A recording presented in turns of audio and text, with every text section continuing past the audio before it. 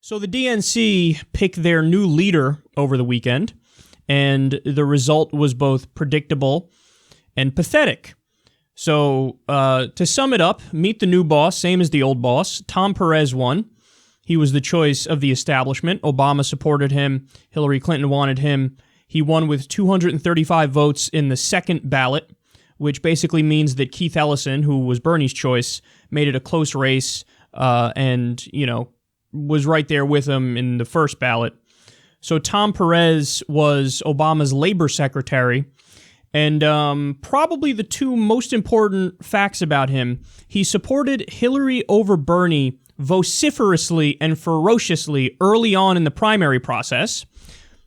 Make of that what you will. You would think that the DNC would say, the Hillary Clinton version and flavor of Democratic politics didn't work, so maybe we try something new to stop Trump, because again, it's been proven that that establishment corporate brand of Democratic politics is a disaster. But no, they still went in that direction either way. So he was Obama's labor secretary, he supported Hillary over Bernie, and he was pro-TPP. So now we have the leader of the DNC is now a complete and utter embodiment. He is the quintessential version of a corporate Democrat. Now, don't get me wrong, when he was Obama's labor secretary, so one of the things that he did that I absolutely loved was he changed the overtime rules. He was largely responsible for drafting that, it's not legislation, but the proposal which changed the overtime rules. So instead of people making like $23,000 a year and less getting overtime by law, they doubled it. So it was about, $45,000 or so a year. If you make that or less, then you get overtime by law. That's since been, held up in the courts and everything. But so that was one of the good things that he did. But here's how I view it. And I think the last election that really proves that this should be the mentality and the mold that the entire Democratic Party takes. TPP is strike one, you're out. There's no 2 and 3. I mean, that's a deal breaker. You can't say, I'm a liberal, I'm a progressive, I care about working people, and oh yeah, by the way, let's embrace this outsourcing bill which would ruin their factory towns, drive wages down further, exploit slave labor in Malaysia, allow in Brunei, who officially has Sharia law as part of the trade deal. I mean, it's unconscionable that this is something that's still debatable. And again, this is going to lead to more crazy Republican victories. With all of their backwardness. In Trump, what you had is somebody who knew how to be a fake straight shooter and say, oh yeah, I'm for the people. But he actually sold it better than Hillary was able to sell it, because Hillary's record was so crystal clear on trade. NAFTA, she was supported NAFTA. TPP, she pushed for it 45 times before she tepidly came out against it because Bernie pushed her to be against it. She called it the gold standard of trade deals. So this is why you had the Rust Belt, which was formerly a Democratic stronghold. It flipped and it went Republican. And, Hillary and the Democrats were so arrogant, she didn't even step foot in Wisconsin. She didn't campaign in a bunch of those states because she thought we got it on lock. But Trump was hitting, outsourcing every goddamn speech, and Hillary barely brought it up, and she didn't bring it up because everybody knows that she's actually for it. So, but now you have Tom Perez leading the DNC, and this is a guy who's going to do the same goddamn thing. This is the same kind of mindset that he has. He worships the corporations. Now, we also discussed a story recently. He ran away from a tough question on Israel. Why? Because some of the big money donors to the Democratic Party are Israeli billionaires. So, he doesn't want to rock the boat. He doesn't want to say, he was asked if he opposes the demolition of innocent Palestinians' homes. And he didn't answer, he ran away. He ran away from that. Who does that? The person who does that is bought. And this is the moral courage or lack thereof of Tom Perez. So, by the way, along with Tom Perez winning, get this, the DNC voted to keep taking corporate money. There was a quote on Twitter from somebody, like they debate this internally and they voted on it. And apparently one of the Democrats said, I trust the Democrats to only take money from good corporations. come again? Only take money from good corporations. They're unbelievable, man. They think they can play the game of taking corporate money and win, and also keep credibility with the base. Again, that's one of those things where when the base hears that you're taking corporate money, they're not interested in you because they know that you're really, when push comes to shove, going to serve the corporations, because that's human nature. They give you way more money, so okay, let me listen to them over everybody else, including my constituents. You're not fooling the base anymore. And by the way, if you buy into that framework, what's going to happen? You're never going to outraise the Republicans with corporate money because they don't even pretend to want to be against it. You know, you have virtually all the Republicans, they go to Wall Street with their dick in one hand and their hand out asking for money in the other. So they don't care. I mean, they're proudly dismantling Dodd-Frank right now. So if you buy into that framework and that system that says corporate money is the way to go, well, then they're always going to outraise you. So not only is it dumb on principle because you're selling out your base, it's also dumb practically speaking because that's a mold that's never going to work for you. So you have to say no corporate money and no big donor money. That's the only way. That's the only way. Now, you know who's doing that? Justice Democrats. So this is the answer, guys. When I was watching this result and it was massively depressing, I realized that this isn't cause or reason for Justice Democrats to put our tail between our legs and go home crying. This just means we have to fight harder because the establishment Democrats, the corporatists, still haven't gotten the message. And the message is no corporate money, no big donor money, and you have to stand for actual progressive values and policies. You have to fight for single payer. You have to fight for a living wage. You have to fight for universal college. You have to fight for no nation building.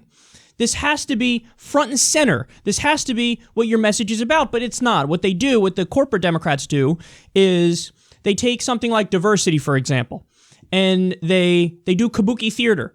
Oh, we are pro-diversity. Isn't it great to have people from different backgrounds and races and religions and culture? And oh, yes, I am going to fight for you. And then they turn around and all they do is serve the corporations. So they're doing what I call McLiberalism, which is, you know, you pretend like, oh, yeah, I'm on your side. And then all you do is serve Wall Street and serve the corporations. Well, we're here to actually fight for progressive values, to actually fight for the right things, fight for the American people. And by the way, we've been massively successful to this point, but we still need you because obviously the Democratic Party is still run by the corporatists.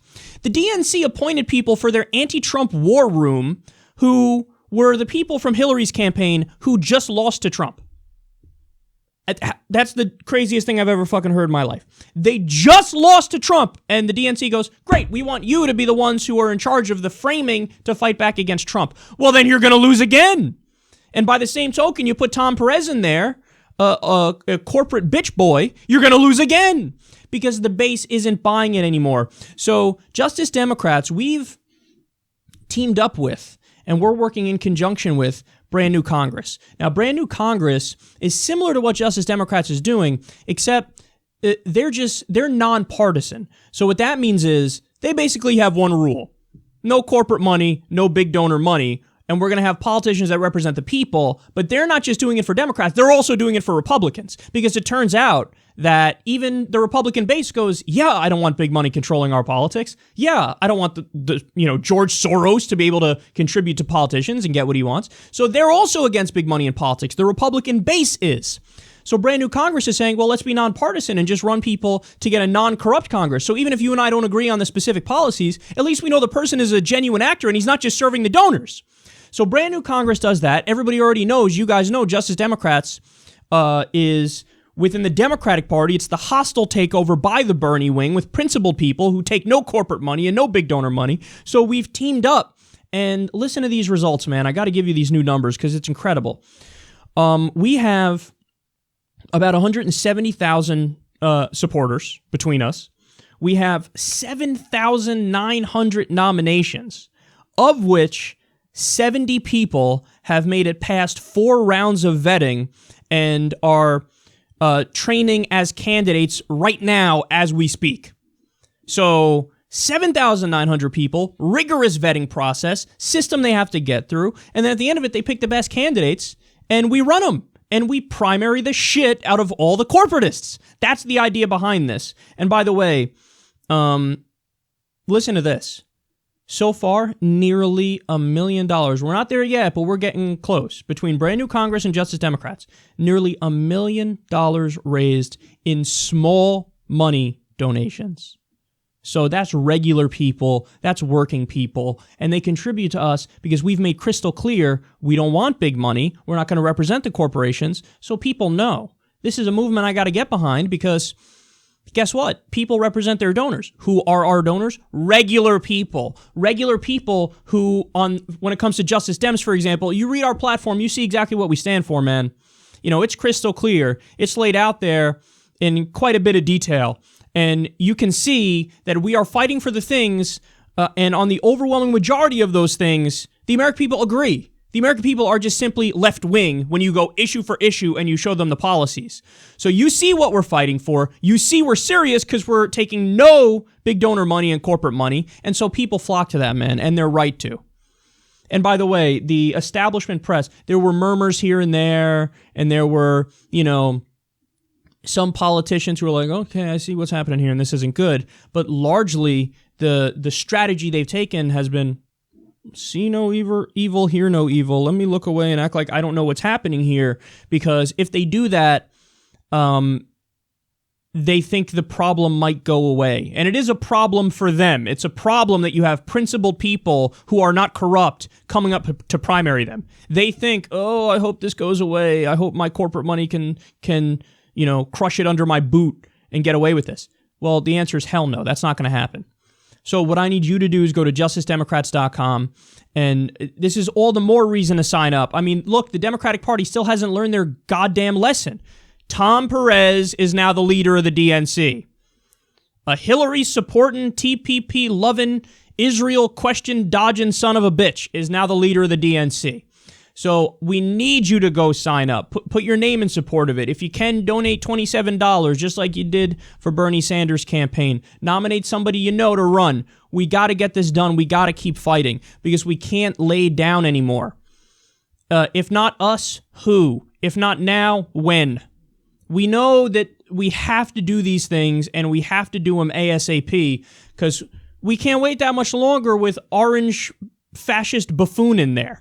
We got to fight back, and we got to have a strong Democratic Party. If we run fucking Cory Booker or Tim Kaine against Donald Trump in 2020, it's probably likely that Donald Trump, despite all of his fuck-ups, will have a second term. I don't want that. You don't want that. None of us should want that. So go to justicedemocrats.com right now. Let's show them that we're serious, and let's have a bunch of wins in 2018. And remember, this isn't just us doing it. It's you. This movement is all about you. So you need to lead it. You need to run. Get involved. justicedemocrats.com, because I can't take this nonsense anymore.